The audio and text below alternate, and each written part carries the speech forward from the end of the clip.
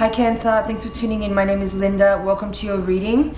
This reading can be relevant for you if you are Cancer, Sun or Rising, or if you are watching for a person of interest who's also a Cancer. You might find messages that are relevant here for you. But please keep in mind this is first of all a general reading. Also, don't try to take on things and messages that you get in this reading if it's not something that you're already kind of aware of in your energy. Don't try to create a self-fulfilling prophecy. If the messages are not for you, then just turn it off and move on. This might not be your reading, even if you are a Cancer, Sun or Ascendant. So this reading could be relevant whenever you watch it. This card represents where you are now. This is the challenge you face, the resources you can use. This represents what are the hidden forces or what you cannot see. This is the potential outcome. And we're going to take one rune to give us an understanding of what the spiritual lesson is in your situation. Okay. Give me a moment here with this.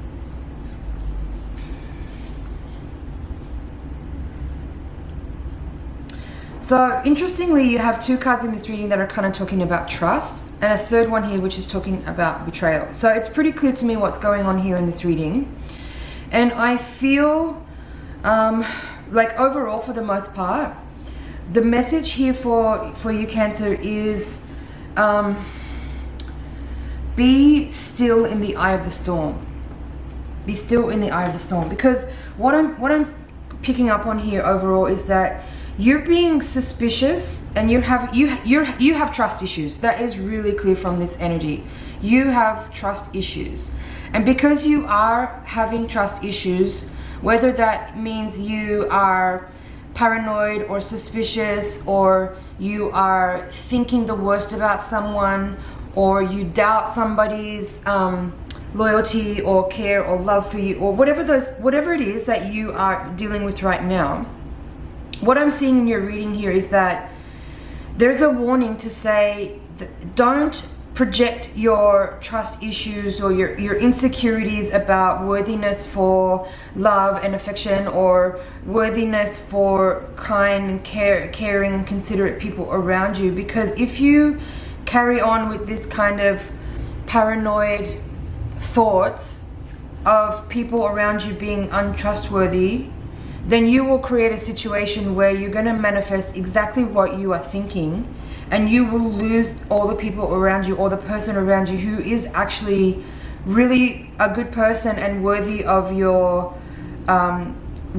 trust, worthy of your respect, and worthy of your love. Because the person who's around you, I feel, is actually a manifestation of the universe. Okay, I'm going to get a bit fluffy here. So the person that I'm seeing in this energy is someone who is actually very caring and nurturing and kind. And your previous experiences, which you haven't yet healed, are still existing in your subconscious mind, in your psychology, in your unconscious behavior. And so I'm seeing this energy here of the Seven of Swords and the Fool, even this Nine of Wands reverse, Six of Wands reverse, as you projecting those energies out into the energy of your environment and the situation you're in and the person you're dealing with, to the point that it becomes a self-fulfilling prophecy. And so the message here that's coming through in your cards with the Four of Swords, Nine of Wands reverse, and with the rune here, is that you need to chill the fuck out with that energy. Chill the fuck out. Just calm down, relax, deal with your own mind. Deal with your own mind. Your insecurities are what is playing out here. It's not the other person. It's not the other person. This is you. This is you having old betrayals, old wounds, old scars, battle scars from previous relationships or previous lifetimes or previous whatever that you haven't really fully addressed. Even if you might be aware of it, it's still causing you to play out this energy with people, and it's going to have a negative effect on what could be a really caring and kind person who's around you that doesn't necessarily deserve to have this kind of suspicion thrown at them. The Four of Swords here is saying just rest, meditate, work on your mind. The Seven of Swords and the Four of Swords are both saying you need to pay attention to what your thoughts are. Either both your conscious thoughts, your inner dialogue, and also the unconscious thoughts, the mind and the psychology of previous experiences which may have happened before a time where you have a conscious memory of them, where events occurred that led you to hold certain beliefs about people being not trustworthy, or about you not being safe, or about your security being unstable, or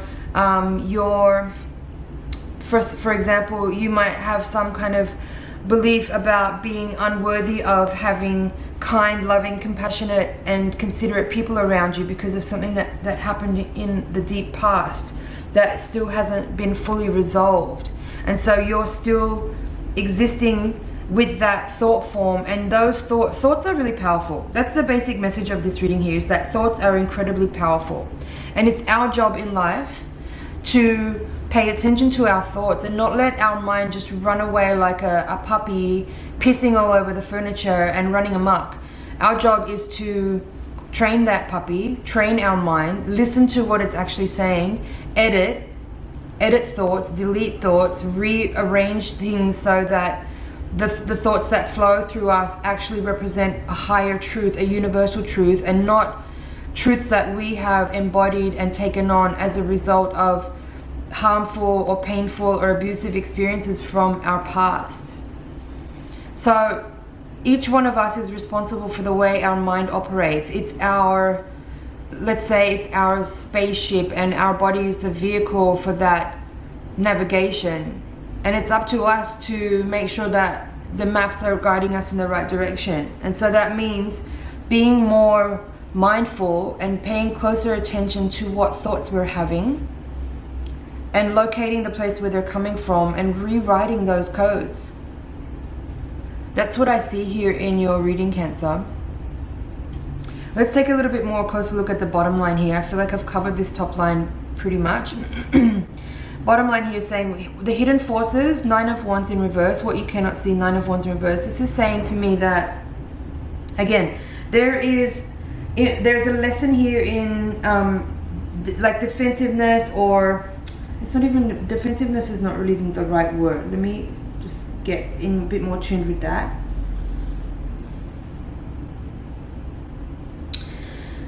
I mean, defensiveness is part of the message of the 9 of Wands reverse for sure.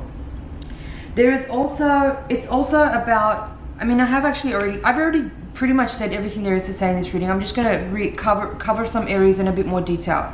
9 of Wands is saying there is issues from the past. That's why it's in the position of the hidden forces. You need to be aware that your past is still heavily influencing you in your current situation. It's saying here that you're thinking the worst about a situation or a person because of things that have occurred in your past that you haven't fully integrated, accepted, forgiven, healed, and come to terms with. Okay? You're making things harder for yourself than they need to be. There is a slight element of self-sabotage here as well. But I feel like because you're here and you're in this energy and you're watching this reading and you're receiving this message, that the time really is now for you to actually really deal with this situation and finally heal it and resolve it, so that you don't continue to have relationships which are unsatisfying because you've sabotaged them, because you don't believe in your worthiness, or because you don't believe in the goodness of people. Okay? There is some inner work to do here, and that's, again, coming back to the 4 of Swords. This card is in the position of what resources I can use. This is saying this is work for you to do internally. You can heal this situation by being, first of all, aware of what's happening. Okay? And if anything I'm saying in this reading is resonating with you, then you are ready to release whatever this painful past is that has been causing you to relive this same looping cycle that you've probably been in several times already in your life. So resting, recovering, healing, meditation, quieting the mind, listening to the mind, editing the thoughts, deleting old internal dialogue, which is actually keeping you trapped in old cycles of whatever it is that you believe about people to be untrue, whether that's people can't be trusted, people are selfish, whatever the things are. Now, I'm not saying that you need to blindly go and trust everybody, because not everybody is worthy of trust. That's something for your intuition to tell you, and that's something you'll know immediately when a situation arises.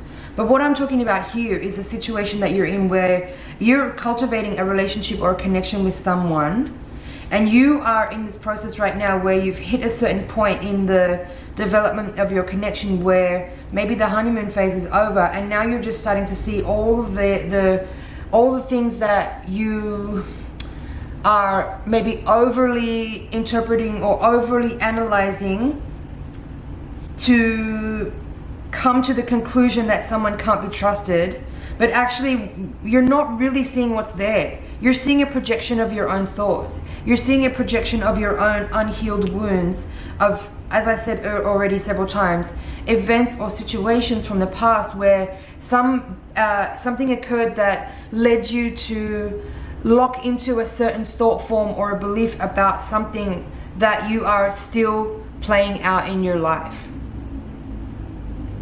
I hope this is making sense for you, Cancer. Now, the rune we have here is called Isa, and it represents ice. It's a standstill. It's kind of similar to this Four of Swords, but not really. It's a little different. What I feel the message here of this rune is to say that, again, this is a moment where instead of pushing forward with your own thoughts about someone being untrustworthy, or you pushing forward with your paranoia and suspicion, this is saying you might be in a situation that is challenging and frustrating for you, but the work to do here is to seek clarity by being still and going within. It's a time to deal with your thoughts, to deal with your internal psychological patterns and rhythms that have been long ingrained, and just use this moment, this time, to actually really witness and observe your own mind and how it works, how it's been working, and utilize the opportunity that you have here by being very lucid and very aware of what is actually occurring, and step back from your own pushing forward of this sense of suspicion, paranoia, fear, mistrust, potentially generating a situation of betrayal because the person that you're dealing with might get so tired of being accused of, or being suspicious, or maybe you're spying on them and they figure out that you're spying on them, and you projecting all that lack of trust on them might actually cause them to pull away because they feel so frustrated by your lack of trust towards them that you end up creating a situation where you do end up becoming betrayed because this person can't continue to tolerate or hold space for your grievances or your lack of trust or your past events that have caused you to be in that state of suspicion or lack of trust, that they actually pull away from you, and you generate a situation where you create a self-fulfilling prophecy because a person that you're dealing with gets tired of being constantly what's the right word, questioned or pressed by you, or having to constantly deal with the insecurities that you're playing out, and it becomes too exhausting for them and they withdraw. That's what I see as a potential in this situation. So I hope you take this message as a timely warning to not throw away a really good person or a really good situation because you don't believe that you're worthy of that kind of level of goodness, because you haven't healed an old trauma from the past. At the end of the day, pretty much every situation, whenever there's any glitches or whenever there's any issues that come up, almost always, it's not always 100% true, because there are sometimes abusive people, there are sometimes toxic people, but most of the time, if you're in a situation like this, which I'm describing, the issue is simply about your own self-esteem and your lack of self-love, again based on a situation from the past that you haven't resolved. So please take the time to look at the things that I'm talking about here and come back to a state of wholeness by letting go of, or rather accepting what's happened in the past, and learning to understand that because something's happened to you in the past, it doesn't define who you are, and that you don't have to continue living out those kinds of cycles anymore because you experienced it once in the past before. Okay? Hope this is getting through, Cancer. You are worthy of love. But if you don't become whole and accept yourself for who you are and stop being insecure and stop playing your insecurities out, you're going to continue to have sabotaging relationships and you're going to push people away. So look at these things and find ways. There's a lot of resources online that are free, but look, tarot reading itself is not the answer. It's up to you to do the inner work. Tarot reading can only guide you towards what you need to look at within. It's the same with any kind of plant medicines or any of these kinds of tools that we have available to us. They in themselves are not the solution. There's no simple cure. It's about doing the inner work. It's about going within and looking at and dealing with the places where there are mistruths, where there are old beliefs based on previous experiences that we've had that we have actually outgrown, but that we continue to play out because we haven't acknowledged it and healed it yet. So, Cancer, I'm going to leave it there. Thank you so much for watching. It's been an honor and a pleasure to read for you. Please like, share, comment, and subscribe, and I'll see you in the next reading. Bye for now.